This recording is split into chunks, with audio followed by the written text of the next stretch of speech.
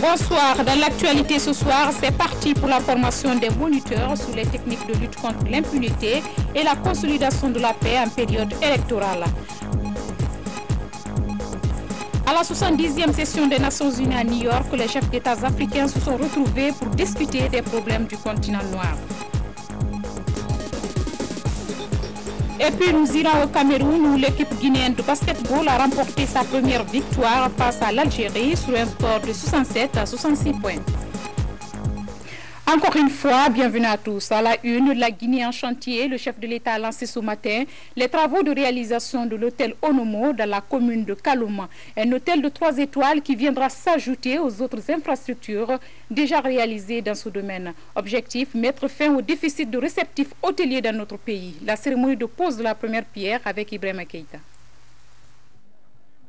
Après la réception des grosses œuvres de l'hôtel Kaloum en ce mois de septembre, la pose de la première pierre de l'hôtel Onomo Conakry est le deuxième chantier lancé par le chef de l'État, professeur Alpha Condé, en moins de 15 jours. Cette infrastructure hôtelière de 3 étoiles aura au finish 112 chambres, 32 appartements, 2 salles de réunion, des espaces de divertissement, des restaurants, des piscines avec une vue sur l'océan Atlantique. Je profite du haut de cette tribune pour vous remercier, Monsieur le Président, au nom de la population de Kaloum, d'avoir imprimé d'une nouvelle image sur notre localité suite à la construction des infrastructures hôtelières du haut standing et d'une architecture moderne. Aujourd'hui, nous posons la première pierre de notre ambition partagée pour ce pays. Nous croyons en son potentiel et nous nous engageons à être le reflet de la modernité de la ville et ses infrastructures. L'aventure Onomo part d'un constat, l'Afrique est en mouvement. Notre groupe s'inscrit dans ce courant et veut rendre l'hôtellerie d'affaires africaine accessible tout en répondant aux standards internationaux.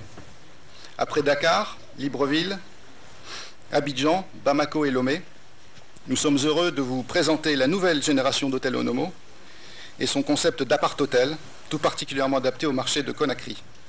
Cette conception repose sur 2 produits 3 étoiles complémentaires, l'hôtel et la résidence hôtelière.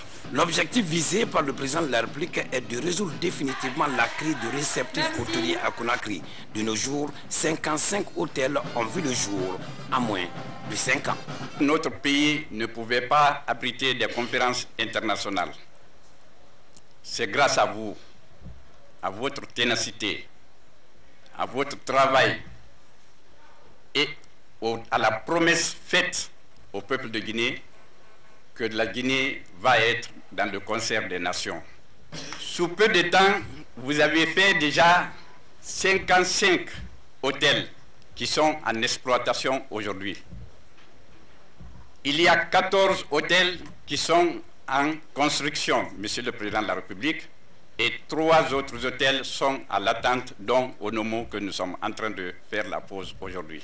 Malgré le progrès enregistré dans la construction des infrastructures hôtelières, le président de la République, professeur Alpha Condé, a de grandes ambitions. Cela pour faire de la Guinée le premier pays en Afrique de l'Ouest en termes de réceptifs hôteliers, avec à la clé le développement du secteur du tourisme.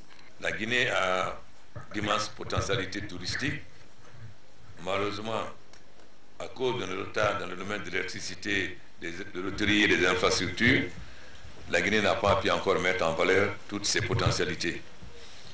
Nous avons donc un grand retard à rattraper. Nous devons aussi créer de meilleures conditions pour les investissements privés. Nous avons fait des efforts, mais il reste encore beaucoup. Nous espérons qu'avec la fin de l'Ebola et aussi la venue des investisseurs hôteliers, que d'autres investisseurs vont suivre.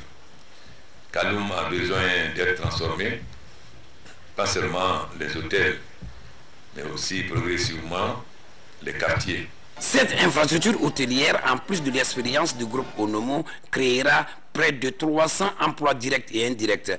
Un autre ouf de soulagement pour les Guinéens et les amis de la Guinée. Un chantier fini, un autre chantier s'annonce. Le barrage hydroélectrique de Kaleta a été inauguré hier et ce matin, le gouvernement guinéen s'engage pour la réalisation d'un autre barrage hydroélectrique, le Saupiti. Mais bien avant la signature du protocole d'accord, le président de la République a décoré le PDG du groupe Trois Gorges Corporation et le ministère de l'Énergie pour les services rendus à la nation. Compte rendu signé Ibrahima Keïta. Incontestablement, le barrage hydroélectrique de Kaleta est une réussite et fait la fierté de toute la Guinée. Ce rêve devenu réalité est une initiative du chef de l'État. C'est justement pour rendre hommage aux hommes qui se sont investis pour Kaleta que par décret présidentiel, le chef de l'État a décoré le PDG du groupe Trois Gorges Corporation de la Chine, l'administrateur de grands projets et le ministre de l'Énergie et de l'Hydraulique.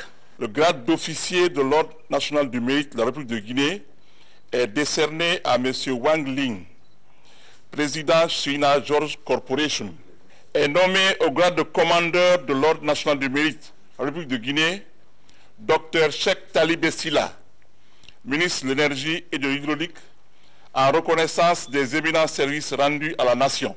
Le grade d'officier de l'Ordre national du mérite de la République de Guinée est décerné à M. Mamadi Kondé, administrateur général de l'administration contrôle des grands projets et des marchés publics. Ce geste de reconnaissance du président de la République, professeur Alpha Condé, témoigne de sa satisfaction de l'implication des récipiendaires dans la gestion et le pilotage du projet de Kaleta. Une satisfaction qui s'est traduite par la signature ce matin même entre le gouvernement guinéen et le groupe Trois Gorges Corporation de la Chine des premiers documents liés à la réalisation du barrage hydroélectrique de Soapiti. Un barrage qui fournira à la Guinée 515 MW. Ce protocole d'accord, qui est la première étape de la réalisation du barrage hydroélectrique de Soapiti, autorise le groupe Trois Gorges Corporation à s'investir au plus vite sur le terrain pour le démarrage dans un bref délai de cet autre projet ambitieux. On vient de signer le protocole d'accord avec le gouvernement guinéen. Ça, c'est aussi simple qu'on a démarré la première étape de Soapiti. Après la signature du MOU, notre groupe, on va commencer tout de suite les préparations pour qu'on puisse satisfaire notre objet de démarrer le plus vite avant la fin d'année de Soapiti. Aussi, on pense que le projet de Soapiti, ça va être un projet avec le plus grand succès que le projet de Kaleta. Ce protocole d'accord donc qui vient d'être signé nous permettra d'aller très vite dans l'élaboration des documents de contrat et dans les négociations qui vont dès maintenant démarrer afin que d'ici la fin du mois de décembre, que la volonté politique que le président de la République a exprimée soit concrète. Avec ces 515 MW, le barrage hydroélectrique de Soapiti va résoudre le problème énergétique de la Guinée et permettre au pays d'en exporter. Il faut d'ailleurs préciser que le barrage hydroélectrique de Soapiti a des particularités. Je suis heureux, au nom de la présidence de la République, de dire aux Guinéens que les problèmes énergétiques de la Guinée sont terminés et pour longtemps. Beaucoup croyaient que Kaleta c'est la fin. On dit mais après Kaleta les pannes vont revenir. Nous venons de signer avec ce MOU, avec la partie chinoise, le débarrage de Soapiti. Soapiti c'est le double de Kaleta. Soapiti va au-delà des besoins d'énergie de la Guinée. Soapiti va couvrir à la fois la Guinée et nous allons pouvoir vendre aux pays du voisinage. La valeur économique de ce projet, ou la caractéristique économique du projet, est que la Guinée va devenir exportatrice nette d'énergie et l'énergie va être pour la première fois dans l'histoire de notre pays un élément à la fois de croissance et de richesse, parce que nous parlons de bauxite, nous parlons d'or, pour une fois nous allons parler de vente d'énergie. l'énergie va être un élément de contribution au produit intérieur brut très important dans les années à venir. En plus de la création d'emplois, la réalisation du barrage hydroélectrique de Soapiti est aussi une source de revenus pour la Guinée. Le chef de l'État a insisté auprès des partenaires sur la formation des Guinéens. Les Guinéens ont rendez-vous avec l'histoire le 11 octobre prochain pour l'élection présidentielle. À l'arrière-pays, les autorités du pouvoir législatif sont à pied d'œuvre pour un scrutin paisible. Dans les communes rurales de Kissidougou, le président de l'hémicycle a communiqué sur le renforcement de la cohésion sociale et la fraternité. Des précisions en images, Abdoulaye Ninguilande Diallo. À quelques kilomètres de la nationale Kissidougou-Guékédou, voici Solonto dans la sous-préfecture de Kondiadou. Ici, l'activité principale des habitants demeure l'agriculture et l'élevage. Cette localité est au cœur des préoccupations des élus du peuple. En cette période électorale, les autorités du pouvoir législatif intensifient les efforts pour sensibiliser les populations à renforcer la citoyenneté pendant et après le processus. Mon souci, c'est que ces élections se passent dans la plus grande transparence, mais surtout dans la paix. Parce que ce pays a besoin de paix pour que nous puissions, après l'élection présidentielle, nous consacrer au travail de développement afin que nous puissions de sortir du retard qu'il a par rapport aux pays voisins. De Sangardo à Solonto, en passant par Manfaran, Albadaria et Wondebendou, dans la préfecture de Kissidougou, le même message de paix est livré aux populations, ce qui rassure davantage les citoyens à la base. Nous demandons ensemble un président qui peut faire l'affaire de la Guinée. Ici, le problème des partis, c'est tout juste un problème de cousinage, que ce ne soit pas un problème d'opposition des ethnies ou des races. Cette initiative du Parlement guinéen apparaît aux yeux de certains observateurs comme un modèle de lutte contre la désinformation, souvent source de conflits entre les populations d'une même contrée. Et puis, cet important communiqué du ministère de la Justice, le président du cadre de dialogue politique demande avec fermeté aux partis politiques de la majorité présidentielle et de l'opposition de transmettre la liste de leurs représentants au sein des délégations spéciales au plus tard le mercredi 30 septembre 2015 à 17 h. Il a été instruit au ministre de l'administration du territoire et de la décentralisation de prendre un arrêté dès le jeudi 1er octobre 2015 portant recomposition de 28 délégations spéciales retenues dans l'accord politique du 20 août 2015. Le président du cadre du dialogue politique, Maître Cheikh Sakou. Et puis, en fin du journal, vous suivrez l'ordonnance du président de la Cour constitutionnelle portant sur la nomination des délégués et superviseurs de l'institution. Élection présidentielle, justement, les partis politiques sont en possession de la cartographie des bureaux de vote. La version électronique du dossier a été remise aux représentants des différentes formations politiques dans les locaux de la CENI. Explication Makemedouzo. La commission électorale vient de mettre à la disposition des 8 partis en lice les clés USB contenant la situation de la cartographie des bureaux de vote. Des données que l'institution indique avoir réalisées en collaboration avec les représentants des partis politiques au niveau local. Le travail sur la cartographie, le schéma sur lequel nous l'avons bâti, c'est un schéma consensuel, notamment avec les acteurs. À chaque fois qu'il s'agit de construire la cartographie, nous nous sommes rendus sur le terrain, avec les acteurs sur le terrain, pour interroger le terrain, pour dire, alors au niveau de votre localité, comment est-ce que vous pensez qu'on peut mettre, où les bureaux de vote, quel est l'endroit idéal pour mettre les bureaux de vote. Et je crois que tous les acteurs, à commencer par les partis politiques, la société civile, même les médias, tout le monde a été associé à la démarche.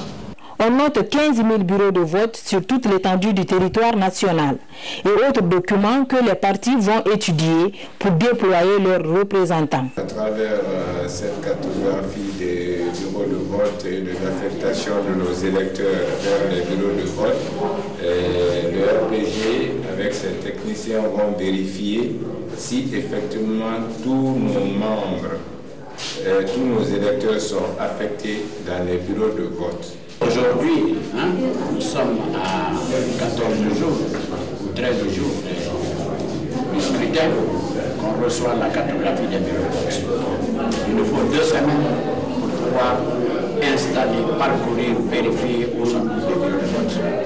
Il paraît qu'il y a augmentation, on ne le sait. Nous n'avons pas eu le temps, 2 semaines. Il suffit qu'on fasse la cartographie, ce n'est pas possible. Pour plus de transparence, la CENI a remis un autre dossier contenant à la fois le fichier et la cartographie aux représentants de la communauté internationale chargés de la supervision du fichier électoral. Je vous le disais tantôt, c'est parti pour la formation des moniteurs sur les droits de l'homme en période électorale. Objectif, doter la société civile des outils nécessaires pour lutter contre l'impunité, mais aussi de pouvoir mener des activités pour la consolidation de la paix et le respect des droits de l'homme en cette période électorale. Fatimatou Diallo signe ce reportage. À moins de 2 semaines de la présidentielle prévue le 11 octobre, les acteurs multiplient les efforts pour la défense des droits de l'homme. En témoigne cette formation des moniteurs. L'initiative est du Fonds de consolidation de la paix avec un appui financier de la République fédérale d'Allemagne. 200 personnes qui sont prêtes à s'engager pour observation, le monitoring pendant la campagne électorale, pendant les élections, pour que les droits de l'homme soient maintenus. Et je pense que c'est une tâche très importante. Nous soutenons aussi cette monitoring avec un montant de 82 000 €. Nous savons que dans notre pays, les processus électoraux sont des moments de tension, des moments de violence parfois. Et l'objectif de ces formations, c'est d'outiller un certain nombre d'acteurs et de la société civile et du département des droits de l'homme pour essayer de prévenir les sources de violence, les tentations, les risques. Et lorsqu'il y a violence, de veiller à ce que les victimes de ces violences soient justement restituées dans leurs droits. Ce processus électoral constitue un tournant décisif dans la marche pour la construction d'une Guinée démocratique. Dans le cas spécifique des élections, nous estimons que c'est une période extrêmement sensible et qu'il faut absolument impliquer l'essentiel des membres de l'OGDH au niveau des préfectures, sous-préfectures et chefs-lieux des régions administratives pour procéder à une surveillance et à une documentation en temps utile de tous les cas de menaces de violation des droits de l'homme, mais aussi tous les cas de violation des droits de l'homme qu'on pourrait enregistrer. Des techniques et règles de monitoring seront mises à la disposition des participants. Ainsi, ces moniteurs seront déployés sur toute l'étendue du territoire pour veiller au respect des droits de l'homme. Une autre formation, cette fois des points focaux communaux et des organisations de la société civile de Conakry. Elle vise cette formation à maximiser leur implication et leur accompagnement dans le processus des consultations à mener sur le terrain. C'est une action soutenue par le Fonds de consolidation de la paix. Compte rendu signé Mahmoud Bari. La commission provisoire de réflexion sur la réconciliation nationale avec l'appui technique du Haut Commissariat des Nations Unies aux droits de l'homme, du Fonds des Nations Unies pour l'enfance et du PNUD, ainsi que le soutien financier du Fonds de consolidation de la paix, renforce les capacités des points focaux communaux et des organisations de la société civile de Conakry, en plus de son personnel. Objectif, assurer une formation nécessaire pour maximiser leur implication et leur accompagnement dans le processus de réconciliation à mener sur le terrain, tout en précisant les contours des différents concepts utilisés dans le cadre d'un processus de traitement du passé. Il s'agit de préparer nos équipes au travail qui va commencer. Préparer tous ceux qui vont venir avec nous dans les travaux de consultation nationale pour que nous soyons tous au même niveau d'information et de préparation, pour que nous soyons tous sûrs que lorsque nous irons au devant des Guinéens, nous sommes en train de leur dire la même chose, nous sommes en train de leur poser les mêmes questions, nous sommes en train de recueillir leurs opinions de la même façon. La quarantaine d'acteurs concernés aura une meilleure appropriation du processus de réconciliation nationale et une meilleure connaissance des enjeux et défis liés à la conduite des consultations nationales en Guinée. Ce que nous en attendons surtout, c'est que la commission cesse d'être provisoire, que cette commission enfin soit mise en place définitivement et que les séances de réconciliation commencent à l'intérieur du pays. Parce que ça fait 4 ans que cette commission est provisoire. Nous souhaitons qu'elle va cesser de l'être et que la Guinée va se réconcilier avec elle-même. La problématique des piliers de la justice transitionnelle, la notion de réconciliation, la place des victimes et la sécurisation des données et protection des acteurs au cours des consultations nationales seront au centre de cette réflexion. L'atteinte de nos objectifs dépendra de la qualité des informations données par les uns et de la force de la mobilisation, produites par les autres. Les points focaux, vous êtes notre bras armé au sein de la collectivité. Il s'agira aussi de mettre à la disposition des différents acteurs impliqués des outils sur le processus de réconciliation en permettant de capitaliser les expériences des consultations nationales développées. Une élection présidentielle paisible et crédible, un combat pour tous les acteurs impliqués dans le processus. C'est le cas de la coalition des femmes et filles de Guinée, COFIG. L'organisation s'active pour déployer les observateurs dans les communes de Conakry le jour du scrutin. Mais d'ici là, ces observateurs sont en formation sur les techniques de monitoring. Plus d'informations avec Safia Kondi. Ils seront 900 observateurs déployés sur la zone spéciale de Conakry. Ils se dotent actuellement de connaissances et outils leur permettant de bien observer le scrutin présidentiel de 2015 en vue d'une meilleure prise en charge des anomalies. Anomalies qui susciteraient les conflits dans les bureaux de vote.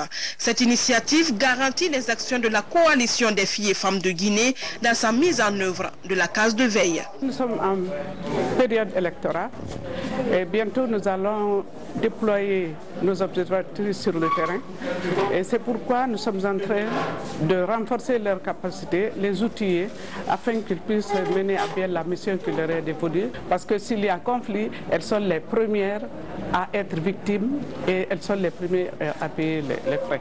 Ces participants, une fois dans leur circonscription, à leur tour, transmettront ces savoirs à d'autres observateurs.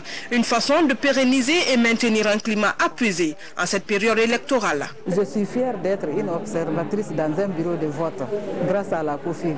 C'est nous permettre d'assister aux élections, être observatrice et de veiller à ce qui se passe dans les bureaux de vote et remonter l'information immédiatement. La COFIG est à sa deuxième expérience dans la mise en place de la case de veille. Une case de veille qui lui permet d'offrir à la Guinée des élections à moindre risque. Pendant ce temps, les jeunes volontaires de Koya sensibilisent les acteurs sociopolitiques à adopter un comportement citoyen pour la réussite du scrutin. Le projet intitulé « Campagne de sensibilisation sur l'éducation électorale » a été lancé par la société civile dans la préfecture de Kindia. Mohamed Lamine Camara. En cette période de campagne électorale, la société civile guinéenne s'implique davantage dans le processus. La mise en œuvre d'un projet de sensibilisation des citoyens sur l'éducation électorale est au centre de cette rencontre de Kindia. Avec le projet, l'Assemblée générale passée a décidé d'organiser cette activité pour interpeller les leaders politiques d'axer leur campagne sur leur projet de société et non sur l'ethnie et la région. Aussi sensibiliser les citoyens à faire une campagne civilisée pour des élections apaisées. Le projet est initié par l'Union des jeunes volontaires de Koya. Il va couvrir les régions administratives de Boké et de Kindia. Avec un tel projet, nous sommes rassurés vraiment qu'au sortir d'ici, on peut sensibiliser cette population, ces jeunes, ces militants, afin que chacun vraiment adopte un comportement responsable. À l'issue de cette assise de Kindia, des équipes vont être déployées sur le terrain pour mener à bien une campagne de sensibilisation éducative des acteurs politiques et sociaux pour la tenue d'un scrutin apaisé et accepté de tous. Et puis cette note informative du ministère de l'Enseignement préuniversitaire et de l'Éducation civique, il est porté à la connaissance des inspecteurs régionaux, des directeurs, directrices préfectoraux et communaux de l'éducation, des personnels d'encadrement pédagogique, des DSEE, des administrateurs scolaires, des élèves ainsi que des partenaires sociaux, parents d'élèves, syndicats, que la rentrée scolaire 2015-2016 est fixée au lundi 5 octobre 2015 à 8 h. Les opérations de recrutement à l'élémentaire devront prendre fin au plus tard le jeudi 15 octobre 2015 sur l'ensemble du territoire national. En conséquence, les autorités régionales et préfectorales communales de l'éducation sont invitées à prendre toutes les dispositions utiles pour assurer une bonne rentrée scolaire et une parfaite réussite des cérémonies d'ouverture des classes à la date indiquée. Conakry, 29 septembre 2015, le chef de cabinet Kelfa Diallo. À l'étranger, en marge des travaux de la 70e session de l'Assemblée générale des Nations unies, les chefs d'État de l'Union africaine se sont rencontrés pour parler des problèmes du continent noir. La situation du Soudan du Sud a été largement débattue par les dirigeants africains. Images et commentaires, Fatmata Samoura, RTG à New York. Les chefs d'État et de gouvernement de l'Union africaine réfléchissent à comment éteindre les foyers de tension sur le continent. Premier dossier ouvert, le conflit au Soudan du Sud. Après examen du rapport du sous-comité ad hoc du Conseil de paix et de sécurité et celui de la commission d'enquête de l'Union africaine pour le Soudan du Sud, les dirigeants africains se sont félicités de la signature de l'accord de paix sur le règlement du conflit au Sud-Soudan. Ils ont dit cependant leur déception face à la violation de cet accord. Concernant le Burkina Faso, les dirigeants de l'Union se sont réjouis du rétablissement dans leurs fonctions des autorités de la transition et condamné avec énergie cet acte anticonstitutionnel avant de dire leur volonté d'en finir avec les coups d'État et autres prises du pouvoir par la force en Afrique. Quant à la position commune africaine sur les opérations de maintien de paix des Nations Unies, il ressort que ce dispositif tarde à se traduire en actes concrets sur le terrain. Le continent africain s'embrase, mais ses dirigeants ne dorment pas sur leur laurier. Que ce soit sur place en Afrique ou loin de leurs, ils s'attellent à l'apaisement du continent. On va s'intéresser à présent à la lutte contre Ebola. Le Centre africain de formation pour le développement renforce le niveau de compétence des unités opérationnelles dans la commune de Ratouma dans la riposte à l'épidémie. Un appui de l'Union du fleuve Mano. Habib Thiam a assisté à la cérémonie d'ouverture suivie. Même si l'épidémie est en passe d'être maîtrisée, le sujet est au centre de cet atelier. Ses symptômes, son mode de prévention et de traitement, tout un dispositif d'alerte communautaire appuyé par l'Union du fleuve Mano. Nous tentons toujours de continuer à remobiliser les populations à la base pour essayer de mettre un dispositif d'alerte précoce afin de renforcer la vigilance contre cette maladie. On se rend compte que l'épidémie est vraiment à bout de souffle. Mais vous vous rendrez compte qu'il y a des accalmies de 2 semaines, 3 semaines après, il y a un cas qui surgit par-ci, par-là. En cette période-là, il faut remobiliser d'abord les efforts pour que chacun puisse soutenir les actions des partenaires sur le terrain et ensuite que l'engagement communautaire soit un fait réel. La formation regroupe les responsables des unités opérationnelles de Ratouma. Fort de plusieurs mois d'expérience, leur rôle est d'assurer la coordination de la riposte à Ebola dans leurs quartiers respectifs. Tout ce que je ne me connaissais pas dans le comportement vis-à-vis de la maladie Ebola, ici est étalé devant nous. Alors nous devons nous y prendre, nous devons aussi nous adapter à cet effet. Tous les défis liés à la gestion d'Ebola sont abordés au cours de cette formation. Objectif, renforcer la confiance des citoyens face à une épidémie dont les conséquences économiques et sociales sont énormes pour le pays. Religion à Mamou, les rideaux sont tombés sous la 7e édition du camp islamique de formation des responsables de l'AEMEG. Cette année, le comité exécutif national mise sur le professionnalisme des jeunes musulmans face aux défis de développement. Mamoud Pate Baldé, RTG Mamou. L'Institut supérieur des sciences et des technologies de Mamou accueille la 7e édition du camp interne de formation islamique des responsables de l'association des élèves et étudiants musulmans de Guinée AMG. Ils sont venus des 4 régions naturelles de la Guinée pour bénéficier des connaissances sur le professionnalisme pour une ANG forte et organisée. Aujourd'hui, plus qu'hier, les défis à relever sont importants et notre responsabilité, c'est de courageusement y faire face. De tous nos défis, la priorité est celle de notre ressource humaine, de la réforme de notre administration et du renforcement des capacités opérationnelles de nos organes ici et ailleurs, à tous les niveaux. Nous avons choisi ce thème tout simplement pour répondre à une préoccupation. On s'est rendu compte que pour faire face à tous ces problèmes, il faudrait d'abord investir sur la ressource humaine. Donc il faut former cette ressource-là pour qu'elle soit capable de gérer les autres ressources. À travers cette 7e édition, le comité exécutif national décide également d'agrandir l'AMG à l'échelle nationale afin de perpétuer les acquis des anciens et fondateurs de l'association. Le monde que nous vivons actuellement est devenu un monde de concurrence. Parce qu'il y a beaucoup de compétences. À égalité de compétences, on est obligé de sélectionner. Nous allons accompagner l'association parce que quand on parle d'une association des élèves étudiants musulmans, et nous connaissons qu'est-ce que le musulman. C'est un homme de Dieu, de bonne foi, un donateur, un bienfaisateur. Donc, on estime que si les messages donnés sont dans ce sens, que ça va apporter un gouffre de soulagement pour les Guinéens. Le prochain rendez-vous est prévu en 2016. Et puis un mot de sport pour vous détendre. La 22e édition du championnat d'Afrique du basket féminin se poursuit à Yaoundé. Après 2 défaites de la Guinée, l'encadrement technique a bien tiré les leçons. La sélection guinéenne a battu l'Algérie hier lundi sur un score serré de 67 à 66 points. Mami Ebelemo Sekousibi, nos envoyés spéciaux à Yaoundé. Ce match s'annonçait très décisif pour la Guinée qui n'avait enregistré que des défaites depuis le début de cette compétition. Les Guinéennes, plus que jamais motivées pour la victoire, ont réussi à imposer leur suprématie en obtenant à plusieurs reprises la parité au score. Au terme du temps réglementaire, ces joueuses parviennent à s'imposer sur le score de 67 à 66 dans les 10 dernières secondes. Un match de basket se gagne en défense. Si elles ont gagné parce qu'elles ont bien travaillé en défense, et cela est dû à quoi? Parce que tout simplement elles ont respecté les instructions données par le staff. Je ne peux que les encourager à continuer à œuvrer dans ce sens. Je suis super fière, c'était notre objectif.